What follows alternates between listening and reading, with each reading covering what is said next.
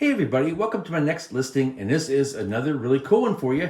It's a fully automatic Denon, the DP-51f. If you guys follow me, you know this is my favorite fully automatic turntable value because it has the big arm length and the big motor and all the cool features that some of the upper ones have, but it's a little bit more affordable. So let's go ahead, with the help of my Snoop Doggy Dog right here beside me, let's take a look at the features and functions of this really cool machine.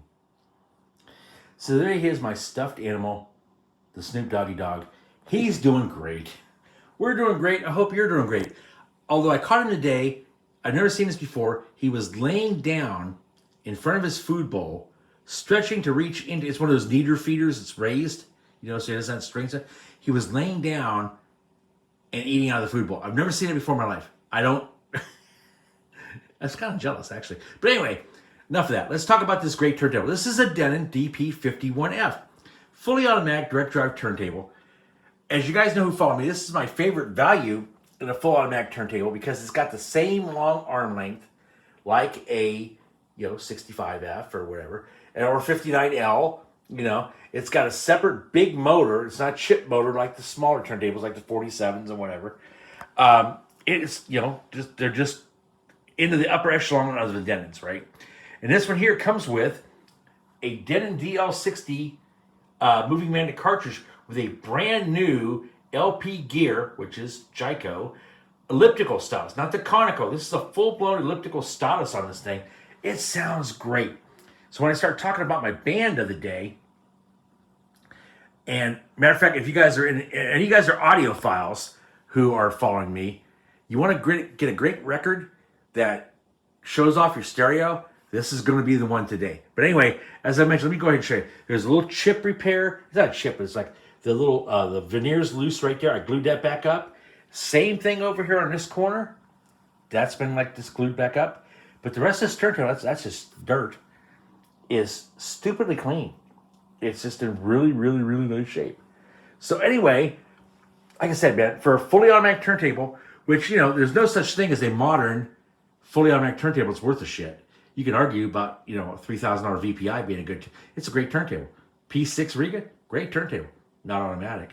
So if you need something that's fully automatic, you've got to go vintage. You've almost got to go recap because these things have so many parts that need refurbished after 40 years. Go figure. And kind of that's what I do for a living. Not for a living, but you just keep drinking. Anyway, with that being said, let me talk about the band today. We're going into the world of jazz fusion here, which is probably why this record sounds so good. These guys had a great, stellar career. One of the guys has a career outside of being a performer. He's actually pretty well known in the guitar world. But let's talk about Neil Larson and Buzz Feiten and the Larson-Feiten Band. One day I will show you a blooper reel of all the crazy ass mistakes that I make in these videos. That day won't be today though. Anyway, my artist of the day is the Larson-Feiten Band. It's Neil Larson and Howard Buzz Feiten, which might be Feiten, but everybody know who's a guitar player calls it Feiten, and that'll make some sense to you guys in a minute. So anyway, they're both really established jazz fusion type musicians who got together and made several really cool records over the course of their career. Neil Larson was born in '48 in Cleveland, but we don't claim him because he moved to Florida and was raised there. He went to Vietnam, and over there he was like a musical coordinator for like entertainment for the troops. So I'm assuming he was like the musical director for like Bob Hope USO type shows and stuff, right? So when he came back home, he moved to New York City and started writing jingles. And there he met his Buzz Feiten, and together they formed a band called Full Moon. And they cut a record actually in '72. Now Howard Buzz Feiten was actually from New York. His dad was an airline pilot. His mom was a classical pianist. So it's kind of weird that Neil Larson is the piano player in this deal and Buzz is actually the guitar player, but we'll get to that in a second, right? So anyway, Buzz played everything. He was a multi-instrumentalist, and his instrument of choice was actually French horn. So much so that he actually played Carnegie Hall as a teenager as part of like a overall city type band, and he auditioned to go to Juilliard, the great Juilliard music school, playing French horn, but he wasn't accepted. But that's okay. He was already playing guitar in some rock and roll bands by that time. And by 1969, he actually replaced the great Elvin Bishop. Holy shit.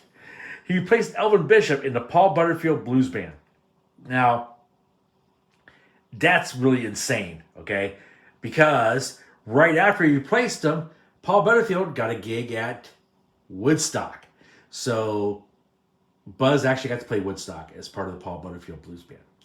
So as I mentioned, these guys had known each other. They did this band called Full Moon in 72. They cut a record. It really didn't go anywhere, but jazz fusion records define go anywhere. I mean, most people don't really know about them, right? I mean, it's just not mainstream, right? So they both kind of split up. They're friends, but they're separate ways. Neil actually joined Greg Allman's post-Allman Brothers band. Buzz was Aretha Franklin's guitar player. He played with the Rascals. The later Rascals, in the 60s, the Rascals had Groovin' and Good Lovin', but they still were together in the 70s. He was their guitar player then. Anyway, Neil Larson kind of parlayed his session work into a solo record deal. And he had cut a couple of really well-received records. And by 79, he cut an album called High Gear that Buzz had played on and toured with. And that was nominated for a Grammy. He didn't win it, but pardon the pun, the buzz from that record made these guys think, hey, we should go ahead and put Full Moon back together. Well, they couldn't put Full Moon back together because of the contractual label bullshit. So they became the Larson-Feiten Band in 1980. They got signed up Warner Brothers. They cut that record right there. And it had 2 singles on it, but the first one I'm going to play for you actually went to number 29. One of the few times a jazz fusion type record went to number 29. It's called Who'll Be the Fool Tonight. Now, as I mentioned maybe in the last segment, which I don't know because that was 10 takes ago, this is one of the best sounding records you can buy cheap, okay? The great Al Schmidt engineered it, but because it's a jazz fusion record, not only does it sound amazing, especially, that cartridge, it just sounds freaking fantastic. If you don't own this record, go buy it. It's probably under $5 on eBay and Discogs. I don't know. I've owned this record for years. But go find the cleanest copy you can. It just sounds great. You want to show somebody why you're into vinyl, get this record. So anyway, they did this record, had a top 40 hit. They split up again. They went and did their separate ways. In 1982, after this was done, the contractual bullshit was over. They did another Full Moon record, but it was called Full Moon, featuring Larson and Feiten. That was still another great record. A little bit less commercial, but still a really good jazz fusion record. You want to get into some really cool jams and stuff, right? So anyway, they still went their separate ways. Neil ended up playing with everybody from Miles Davis to Al Jarreau. He was Al Jarreau's musical director for years. He was the Boston Legal TV show musical director. Buzz went and played with everybody from Dylan to Bette Midler. Like I said, these guys had great stellar careers individually. But the one thing that Buzz Feiten was known for, and is still known for, is he developed a tuning system for guitar called the Buzz Feiten Tuning System. What it does is you can retrofit on any other standard guitar that you want. I'm not going to get all crazy 7 drinks in explaining the guitar theory to you, but basically it was a system that changed the length of each string on a guitar so they would be perfectly in tune with each other, which is something no guitar can do. Makes it perfect for playing along with like synthesizers and pianos and stuff in jazz, because those things are tuned exactly to pitch every note. Now in rock and roll, yeah, not so much, because it tended to sound a little bit thin and sterile. But that's just my opinion. Anyway, that all being said, he's made a career out of selling these systems to retrofit guitars. Several big manufacturers like Sword, Tom Anderson, Washburn, other people adapted this system to their guitars. Well, in 2012, Buzz decided to go out on his own and start Buzz Feiten Guitars. He made his own guitars with that system in it. And that seems to be where the shit hit the fan. Now, maybe I'm taking this a little bit too personal because I got my own situation going on. But, for a few years, it was all good. He's making some really cool guitars. People were getting them. It was all good. By 2017, stuff starts popping up on forums where, hey, you know, the great Buzz-Feiten, I ordered a guitar from him. I paid him all the money up in front, and I never received my guitar. I never, you know, he just ghosted me, and you know, I had to go to get a lawyer to get my money back, and all this kind of crazy. So right about that time, he kind of went dark. I mean, you can still kind of find a Buzz-Feiten, the system, but the guitars are dead. And it seems like, for whatever reason, he's fallen off the radar. Now, like I say, maybe for me, I'm going through my own situation with that with BC Rich. I ordered a BC Rich guitar a year ago, and come to find out that the people making it are taking their own sweet time. I'll put it that way. Hopefully, it seems to be working out. Maybe for me, we'll see. But very big parallel to what's going on with Buzz. So it's kind of sad because all these people like who order these guitars go, "Oh my God, the great Buzz-Feiten," you know, and they just gave them their full purchase price in advance and didn't think anything of it. And it seems like that he's not fulfilling those deals. Now, I could be wrong. If somebody tells me that that's been changed, hit me up in the YouTube, and I'll gladly, you know, correct this. But it sounds like not a good thing to be trying to get a full-blown Buzz-Feiten guitar right now. So with that being said, I hate to end this on a sad note because this record is so freaking good. Let me go ahead and I'll show you the features and functions of this turntable. We'll play a track from 1980, which is a long ways away from 2022. And we will feature the great Larson-Feiten band. So I really have to slow down if I do say this is the longest video I've ever shot. But anyway, let me go ahead and show you the features and functions of this cool machine. First of all, I'll turn it off here. But I don't know if I forgot to mention, but this has all been recapped like I do the Voodoo. It's been recapped with Elnas and Nichicons and Panasonics. I lubed the motor and lubed the arm and changed the CDS photosensors and set the waveforms with a scope and cleaned all the switches and the pots, set the resistors with a DVM. It's ready to rock, okay? Might have forgot that in the drinking. Anyway, fully automatic turntable, which is really cool. And it's one of the ones that you can run it with the lid closed. So if you got this thing on a shelf, it's really cool. You got a power button right here. This is mechanical. All the rest of these switches here are electronic. But this is a mechanical switch. You have a 33 and a 45 right here that you can manually select. But you probably won't ever have to use these because this turntable has these sensors under here. That light that comes across there, I usually call silo, it shines and it can tell if it doesn't read any of those sensors, then it's a full-size record, it'll go to 33. It'll drop the arm right here when you hit the start, right? If it only sees one sensor, that's like for a 7-inch, for like a 45 single. So it'll automatically set the speed to 45, drop it in wherever, 45 goes, right? This green here Denon thing will light up, it'll glow green when it's locked to speed, because it's quartz locked, so it's dead nuts on. This here's your lifter button. There's light here. This mimics the needle up and down. Lights up here when it's up and down. Repeat function will play this side over and over and over again if you have this set, right? Start will start it if it's not started. Stop will stop it. Go figure, start and stop. As I mentioned, this is the cool LP gear elliptical on the Denon DL60. Sounds freaking insanely good on this album and the records I've been playing. It's just freaking awesome, right? So anyway, removable head shell. You take this off to change your cartridges. If you're one of these guys who has 40 different cartridges, I wouldn't do that with this because it's not designed to be universal like that. But if you've got 3 cartridges somewhere, you play around, it's perfect. You have an arm lock back here, holds it down. These are your controls for your anti-skidding Q damping and your tracking force. Everybody asks, why do you run your Q damping a little bit less? Well, I don't use as much Q damping because it's mainly to track like warped records and stuff like that, and most of my records aren't warped, although this one here is. Go figure. Anyway, you got a ballast style weight back here. This is one of those ones it's a full Denon servo tracer tracker arm. It magnetically sucks the arm down to the tracking force you set. So if you are going to put your own cartridge on this thing, and I really highly recommend you don't, be aware of the fact that you can't just set it up like a normal turntable. Let me walk you through it, or please get this cartridge or have me put one on for you, okay? This is that silo I was telling you about that shines the light across. There's a hole back here, if you can see it. You drop a screwdriver in to set the exact spot where it lowers on here. I have it set for you, but it's easy to adjust that if you want. So, all that to say, you guys know I love doing the happy dance here. When you first fire up a Denon processor, microprocessor, it will do what I call the happy dance. And as the arm will lift up for a second, it checks, make sure everything's good, and it comes back down. So I use my thumb sideways because this is mechanical. But you hit this, pops up, hello, and it's right back down. That's your light there for your speed. Your lifter here is up and down, defaults to stop. But when you want to start this thing and play a little bit of the Larson-Feiten band, hit start.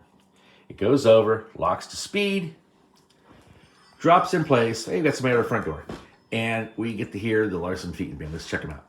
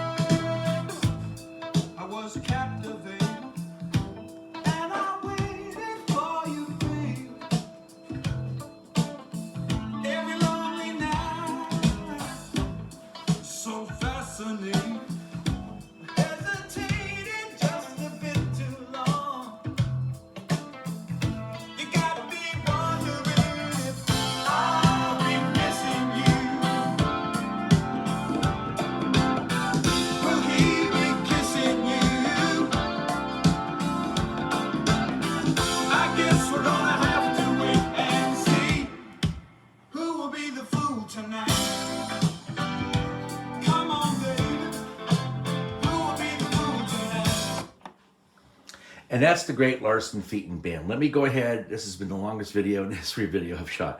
Let me go ahead and we'll put the dust cover down, go over the pricing and stuff, and wrap this thing up, man. Thank you guys so much for checking it out. So he's still in that position.